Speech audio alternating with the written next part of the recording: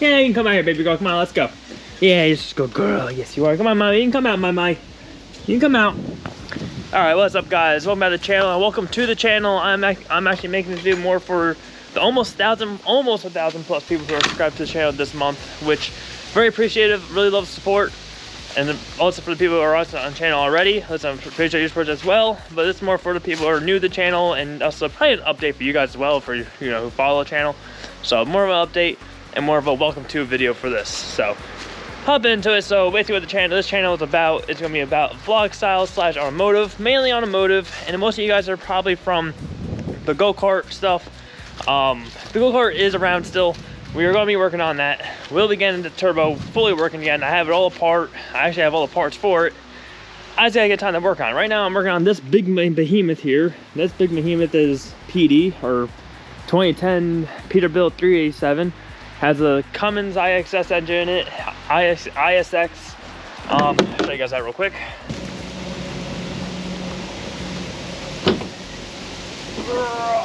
Okay.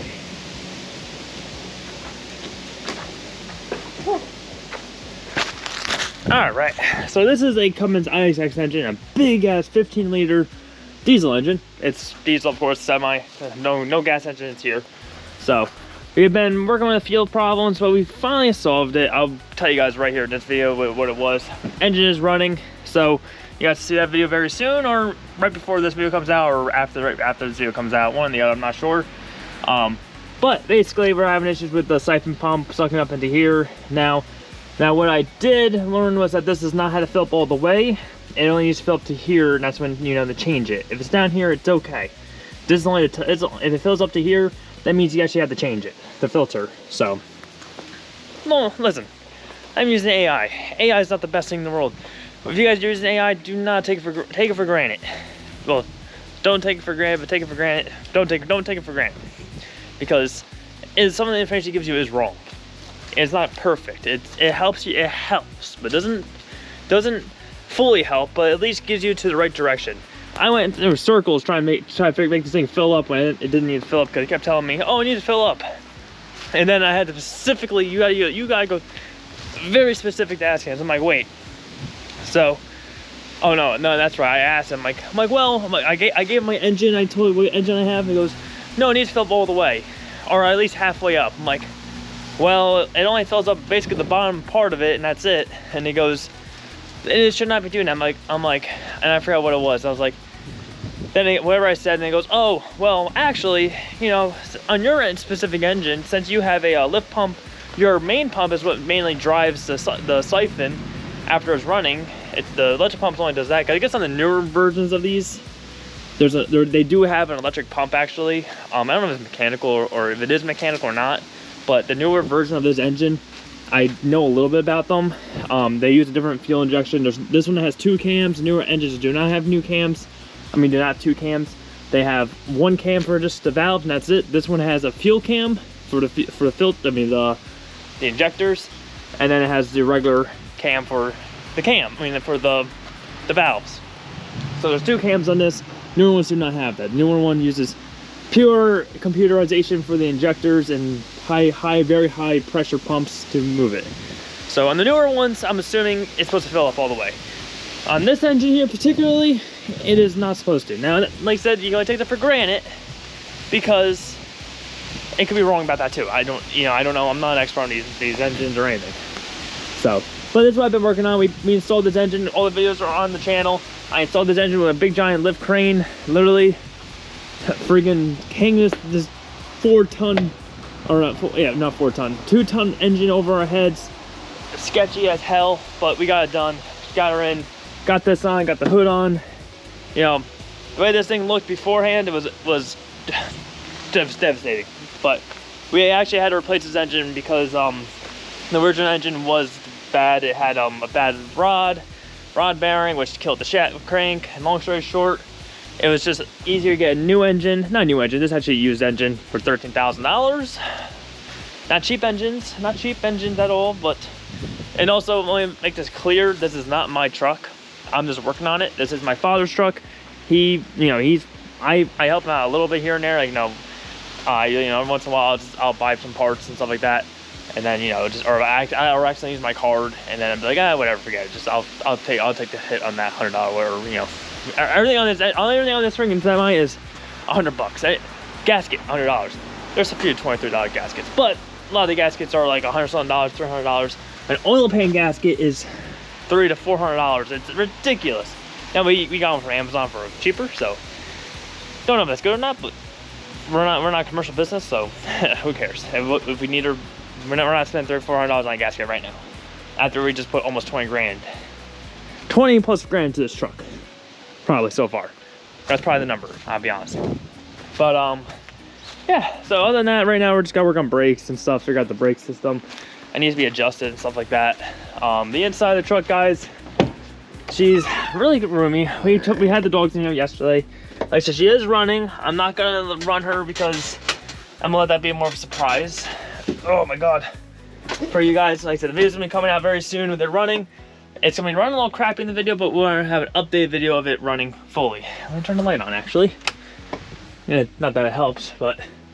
So we put a TV in here, double bunk. This comes down, lands there. You can sleep 2 people or 3 people, 1, 2, and really it's a single person, but if you want to fit 4 people, probably good, but it's a little dangerous because you might fall off the bed, and I don't think you want that.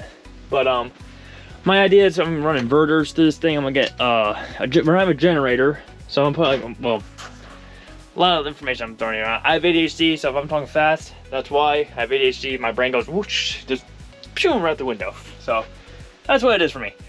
But yeah, so we got inverters here for right now. I do plan on having inverters, and then as well as we're gonna have a generator on the back of this thing, like not in here, of course, on the back of it, that have to be removable, so we can take it on and off, and I'll have like a little like an RV plug kind of thing where it's like you plug it in. We'll have house wire ran through this thing where it's like you have outlet here, outlet over here. We might take this out. I might build a custom thing in here for a sink, because this, I thought I heard somebody. So this we bought this for racing, traveling to our races and stuff. So the idea is this is so that we can go to races, travel with the dogs. Right now we travel in the F-150 with 2 Huskies, 2 at most 3 people in the car.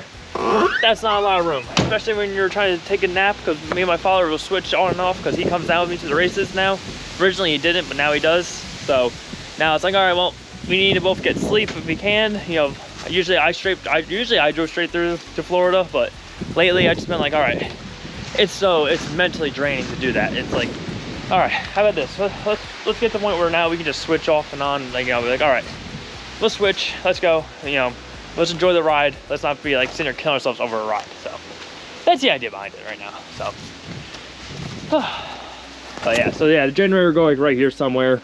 Do gotta get that. We did replace all the universals on this, but we do gotta take that one back out because my father put it in backwards, so we can't grease the joint. So we need to take it out, and honestly, it's not his fault.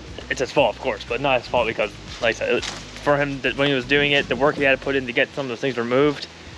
It's easy for the thing to flip around on you, and you put it 9 degrees off. It's only 9 degrees off. That's all it is. It can be 180 degrees off and be right, but 9 degrees off, sadly. Oh god, I almost fell. But yeah, so this engine, I said there's some things we're worried about, but like I said, go back in the videos, you guys check it out. Check out the channel, all that. We also have Danger Ranger truck here. I want to move away from the Peterbilt for right now. Enough talking about that. We do have the Danger Ranger truck here that I've been racing for about 3-4 years now. I'm not sure how many years. It says 2022, I think it was. Now, I am the one who flipped in the Danger Ranger with Uncle Chet. He hit me right here. He hit me right here. This is where he spun me out, and I did that one amazing freaking kickflip in the air and bashed in my whole right side of the car. Now, I didn't have a full roll cage in this thing. All I had was my halo. So just that, any of the cage from like anywhere from that pillar right there and forward, this hole was not here. It was not even those things there. It was just this hoop plus this one bar here that goes down. Not this one, but it goes down all the way down to there. That was all that was in this car at the time. So thankfully I hit this side of the car, so it caved in pretty deep, probably like right here. That's how far it caved in. So either way, if it hit my side, it wouldn't hit me, but definitely don't want that. Definitely don't want that. And I had all the windows in at the time, and the windows didn't break surprisingly. I don't know how. But yeah, so, but we just had another race last time. We actually survived 2 races. This thing's been through 2 crashes. We survived Bristol. We always had a hard time at Freedom Factory, but the past 2 races we've been doing good. I've been really getting really good practice out there. Sadly, I live freaking 18, 20 hours away, so it's hard for me to go do all the races there all the time, but it sucks. But I don't even know why the hell I built that thing to go racetrack so far away, but I don't know why. But yeah, so move over to here. We got Mr. Frank. This is Frankenstein. We call him Frank for short. Now Frank here is an LS Mustang. He was built for drag racing. Now, I'll go over there in a second, but he was built for drag racing. I built the car for pretty much drag racing at my one track that was 30 minutes away. Basically, I finished the car. I was gonna go race it. We had something to do. Maybe it was from my girlfriend or my grandparents. Something family related happened. And I was like, all right, you know what? I won't go racing. I'll go spend time, whatever it was. Well, 2 days after that, the track did a gambler's race, I call it, and it was every Tuesday. It was like a test and tune, it could be, or you just race it, you know, whatever it is. And yeah, 2 days later, they literally posted saying, track is now closed as of now. We are not participating. Thank you for all that good stuff. And then I'm like, I just spent 10 grand on the car. You know, it was like, and now the car just sat there and it's been sitting there for 2, 3, 4 years now. You know, I drive every so often. I do burnouts and every so often, but honestly, now it's like I'm also like all confused. I want because like it is a manual. Here, we'll go up to it now. I don't know what the hell I'm not even going next to it. Hey, you're talking to me over there. So the car here is an LS Mustang. I did an LS base because it's cheaper and just affordable and simple to do. So it was more one of those things like I was kind of just want to build a car, and that's what I did. I built a car. I haven't really done it. She does run and drive. She is manual. Right now she has a starting issue, otherwise I would start her up for you guys. But yeah, so you know, she's fully drivable, fully everything. You know, there's some issues I got sipped out of it, and I just had not been motivated because there's no racetrack. I can travel 2 hours away. But the problem is I gotta travel 2 hours there, 2 hours back. That's 4 hours on my day. That's 4 hours of like after work. It's like, all right, well, I'm not getting there till like 10 o'clock. I can't enjoy the day at the racetrack. Sundays is usually family day, and I can't really enjoy too much. You know, it's a hard balance. You know, it's a hard balance, and it's also one of the things like, all right, I want to drive 2 hours away to get turned back because the car is not you know, text right or something like that. You know, it's one of those like all those things go in my head, and I'm like always like, oh. And it's also not cheap to go down. It's $100 to probably go out there. $100 to go there, $50 to get $50 to $75, $100 to test and tune the car itself. So $200 of the day, and it's like, oh, you know, not that I really care about the money part. You know, if I'm gonna have fun, I don't give a shit. But it's one of those like, you know, it's just like if I'm gonna spend that much money, I want to have a good ass time there. I want to have a long day there and stuff like that. That's the point of it. Is I want to have a long day. But she sits like that. We're gonna figure out something to do with her. I'm not quite sure. We do have jet skis here. Jet skis are, you know, summer thing, but we even do them in the wintertime. Maybe we do some crazy ass shit in the wintertime. I'm not sure. These guys are awesome. I love jet skis. If you guys ever want to get into boating, start with a jet ski. It teaches you a lot. It teaches you about the waterways, gives you more mobility. You just gotta learn how to use a jet ski, of course, because they can be dangerous and can be hard to control if you don't pay attention to how they function. But we do have 2 jet skis. I don't know if I can cover them right now, but mine's an RXP 255. My dad, he has one. This is a 215 RXT. I think his is like the touring version, and mine's like the performance racing version. So mine's shorter, more beat, takes a beating on you, well me, and takes another one. That one's like a boat. It just cruises through the water nicely. This is not mine. This is my friend's. He let me use it for the race. I'm just holding it right now until I can bring it back up to his house up in Vermont. So that's not mine. But we did drive her all the way down to Florida and back. Tell him Mr. Rango, just at like the last race. Awesome thing. Actually, I love RVs. But I cannot wait to drive this thing because we drove this thing a little bit in the backyard, just back and forth. But yeah, it's not really driving. This is Roddy. I took her to the Danger Ranger the first year. She's a 2001 Tahoe, Chevy Tahoe, of course. Good car. You know, we'll do some off-road content with her probably this winter. That's probably the plan. My mother's car, long story short, blown head gasket. I replaced the engine. And right now she just can't really afford to really get back on the road, and I don't have the money to really just be like, yeah, here you go, let me help you out, because I'm in a tight spot with all the things I'm trying to do. So it sucks. I really wish I could. Listen, I'm one of those guys. Listen, I'll do anything for my family. If I had the money, if I had anyone, and close friends and family, it's like I would do anything for. I had to lend you money out for a little bit, I would lend you out money for in a heartbeat. If I have the money, I'm willing. And if I have the money and I don't need that money that instant, or that like in a short period of time, I don't care. I'll give it to you. Just give, let's just set a time like give me your money back. That's it. I don't really care. I'm not greedy. I'm not like I won't hoard my money. I'm not gonna sit there and hold my money up and be like, if I can help you, I'm gonna help you. We'll work it out on how to get back. Now, one thing I recently like kind of looked at from Roman Atwood was like, he's like, no, honestly, if I'm giving you money, then he said that he does not expect it back. Which is, honestly, if I'm in that situation in life, 100%, honestly, I wouldn't mind doing that. I wouldn't mind having that mental, like, honestly, I would like to have that mentality. Like, okay, you need $1,000, here's $1,000, pay it back if you want, like, pay it back, but I don't expect you to pay it back. I would love to have that mentality of like, with like family and friends and stuff like that. But that's like, right now I'm in a tough money spot, and right now I'm really trying to push for this channel to really grow and to really help out that part, because I put a lot of time and effort into this channel for what I can do, and I've done things a lot of wrong, right ways, whatever it is. I just, I didn't take the best route I could have taken, but you gotta make our best. You gotta make the best way you choose and move forward and make better decisions from there on, which is what I'm doing right now. Not doing the best still, but I'm doing better.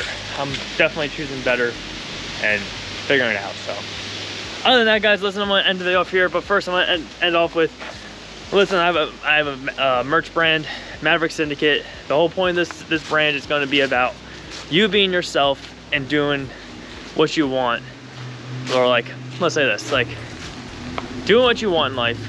Don't let anyone sit there and control what you do, because you need to be different. You don't follow the people around. Be your own person. Be who you are. That's it. Don't try to be like everyone else. Don't try to follow else's path. Be your own path, and that's it. Be your own person. And that's kind of what Maverick Syndicate is.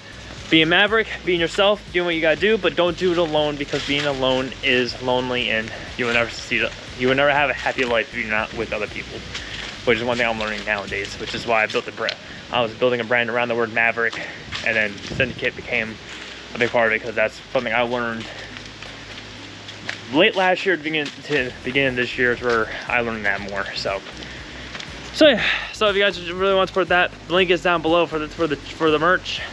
So if you guys want to support that, please do. If you guys enjoyed the video, like I said, well, let me say this again.